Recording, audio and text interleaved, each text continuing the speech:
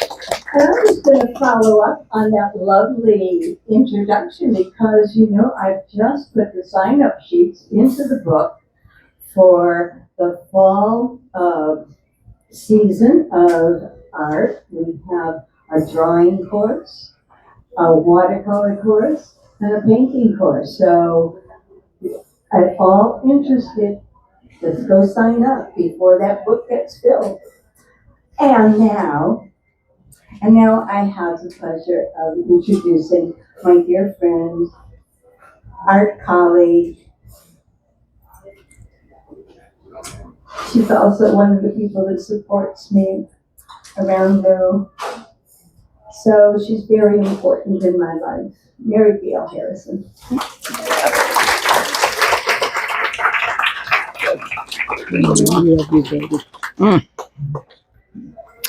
Wow, with support like this, I forgot what I was going to say. Now, I want you to know I wrote my talk 3 or 4 times, and it got shorter each time. But now I have so many prompts in this room to make it longer. So I just want to begin with asking my Artist Way friends from the Unitarian Society of Hartford to stand and give a wave to all these Seabury folks.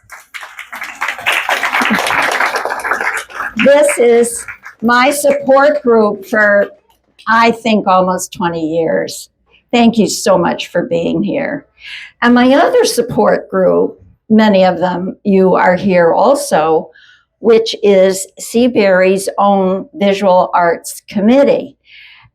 And would all of you stand?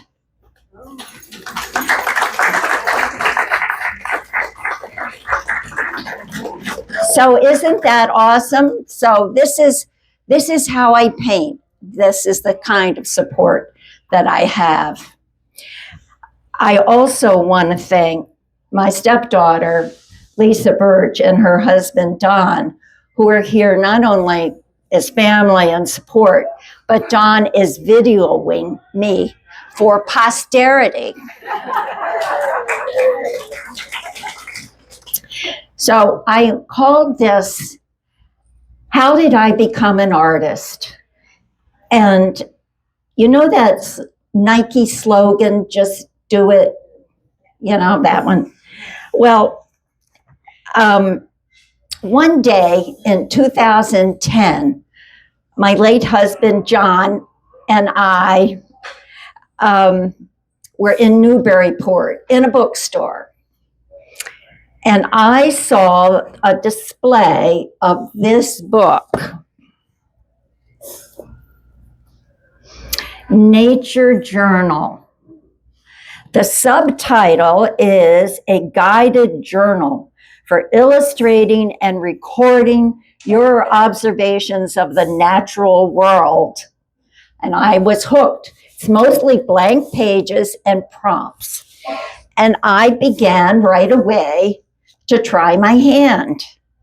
I came back to Seabury and I was telling Sally Foster, who happens to be right here in front of me and my neighbor for that time, that I was starting to draw. And she says, go to Charlie Ferguson, he'll help you. He helped me. Well, Charlie Ferguson was our immediate next door neighbor and the former director of the New Britain Museum of American Art. And I thought, I'm going to go talk to Charlie. But I did. And Charlie gave me a little black book. And he said, when I get back at the end of the summer, I want you to have filled it.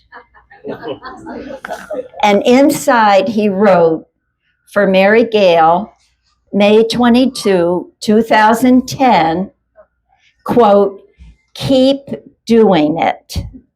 My best, Charlie. Well, this is a treasure in my life and the memory of Charlie. And I did keep doing it. And Charlie also gave me another tip. He said, you know, wherever you travel, you always have an art studio available. And I said, Charlie, I don't know how you travel, but John and I are not traveling in that kind of posh circumstances that there's an art studio wherever we go. And he said, you're wrong. There is. And I said, what? He said, the bathroom in the hotel or on your cruise ship. He said, you have lights, you have running water, you have a counter, and you have a hair dryer for quick drying. So I made a little art kit that I could take to travel with. It has a tiny watercolor set with a little brush that extends itself. It has a pen, it has a pencil, and the teeniest little bottle of water that could get through any TSA check-in. And so, as John and I traveled, I took that along with a sketchbook, and I have an album up here. Most of it's not even labeled where the places are, but it is of the sketches I have done while I was traveling with my magic little kit. Any rate, I began taking watercolor classes from Dolores Howard here. And then I got infatuated with the Hubble Space Telescope images. And I said, Dolores, I want to try to paint these images, but it just doesn't work with watercolors. She said, no problem. You can even use your watercolor paper. I'll show you how to fix it. Go get some acrylics and we'll get started on your Hubbles. And so I did. And about 10 years ago, my first art show here was all of my cosmic images. And unfortunately, I think the monthly publicities promised you would see some of those. But unfortunately, the only stars is all the stardust that all of us are made of for this show. But I do hope sometime to go back to it. During COVID, though, when I was all shut up as we all were, I turned to fresh flowers for solace. And I had a garden that was producing pretty well at all seasons. There seemed to be something beautiful to paint, which I did from life. And then later there was Oxon Hill Farm. You could get beautiful organic bouquets as part of their shares. And I bought those and I again painted those. And so the show that you see out here are basically the paintings of those flowers, which is why the show's called Bloom Where You Are, summer, fall, winter, spring. And I admit, a number of them are not for sale because right now my walls are bare because these walls, and they're some of my favorites, are there. But the other thing that happened after Roseanne accepted my bid to could I have a show was I went to this neurographic workshop for art, and I got hooked on what is basically random abstract doodling with color. And I began doing that artwork. The showcase is full of what I call my whimsies. And whatever you see in there, it's sort of like a Rorschach. But things emerge. And they're wonderful, quick fun to do. And I was delighted to have a chance to show them off. And I don't know where these ideas come from. I also, at about the same time, started making beaded figurines that I call dancing divas. Now, we have a wonderful thrift shop here, those of you who are not from Seabury. It is a treasure trove if you want to upcycle stuff. So scarves and jewelry and whatnot and so on became my dancing divas, and you'll see them also in the showcase. I don't know what's coming next in the incredible support that I've acknowledged initially here, as well as from my loving family and all my friends who live at Seabury. I don't know what'll be next, but I am so very appreciative of all of your support from each and every one of you that has helped me become an artist. Thank you.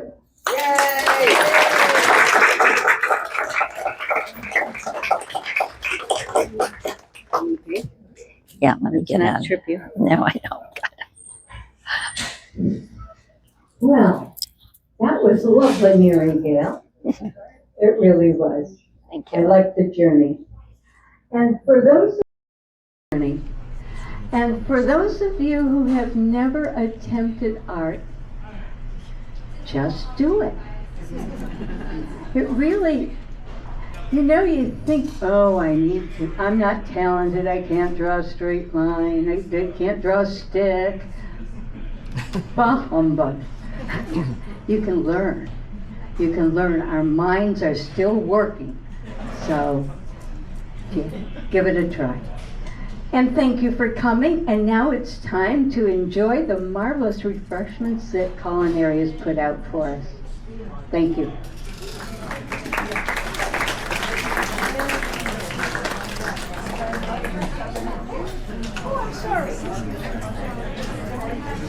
Does anybody have questions? I'm sorry, I didn't. Okay. Questions? My dear. Marye Gail, before you started this art journey, had you dabbled before, or was this brand new for you? It was mostly brand new for me. When my dad died, probably 30 or more years ago, I did take a watercolor class just to have some place to do something with my grief. And my main thing I did was paint from a photograph of him, which is a treasure. But I didn't stick with it. So basically, no, I had maybe occasionally done a little sketching, but nothing, it never stuck with it or whatever. I was a potter for a while when my children were babies, and but that's a totally different story. Thank you for that question. Yes, Alice. I noticed that you combine the media. Sometimes you will draw ink and watercolors. I wonder when that concept came into your mind, where that came from. Actually, I started sketching. I mean, that little book that Charlie gave me and the book I found in the bookstore, I was basically sketching with pen or pencil. And then adding a little watercolor to it. So I don't know why, but I almost work like making a coloring book. I make a black and white ink drawing of the picture often, and then I go back and paint it. Sometimes I experiment with just painting first, but then I decide it doesn't look right. And so I add some pen. and you, as you look at pictures, see if you can figure out which one came first. Anyone else? Have you ever thought of, or have you tried branching into oils? Oil painting. I haven't tried oil paint. I regard them as what professional artists do. They also take a while to dry. You have to be patient in doing your layers. I am totally impatient, totally. And I mean, even acrylic tries me. And then there's that hair dryer, remember? Anyone else? Yes. What did you do before you discovered art? What did I do before I discovered art? My career was in financial services and human resources. It really wasn't all that creative.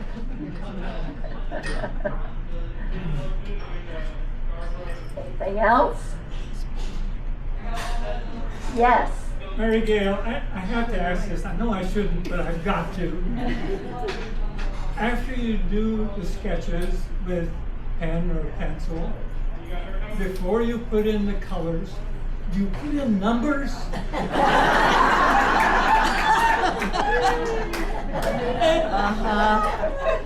It's always a wise guy in the crowd. Well, I'll just say this. See if you can find them.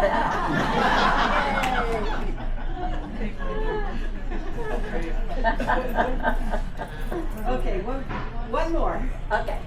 Did your art get you dressing more artistically, or did your dress lead into your art? This was my Halloween costume a few years ago. Only I had this wonderful bug eye thing and antenna on the top. I decided to skip the hat part this time. But some of you know that for a few years we had staff resident shows here. Yes. And I couldn't sing and I couldn't dance and I couldn't remember lines, and so I worked on costumes with Herb Bristow, and it was a joyful, joyful, joyful few years of partnership. And it really released my probably shadow side, funky, who cares what you wear combinations, including my hat collection. So thank you. We can do that, Julie. Hey, Marye Gail, you want to give a plug to the Artist's Way book? Because you were saying just do it, right? Yes, and I asked, this is another member of my Unitarian Society of Hartford Artist Way group over here, and there are quite a few of our group that are here, and I did mention that in the beginning, that was one of the supports that has been ongoing for me with my art. The whole gist of it is just do it. That's right, that was the gist. Yep, I got that message everywhere I turned. Well, I hate to be between you and the wine and the hors d'oeuvres and the art. So enjoy. Yay!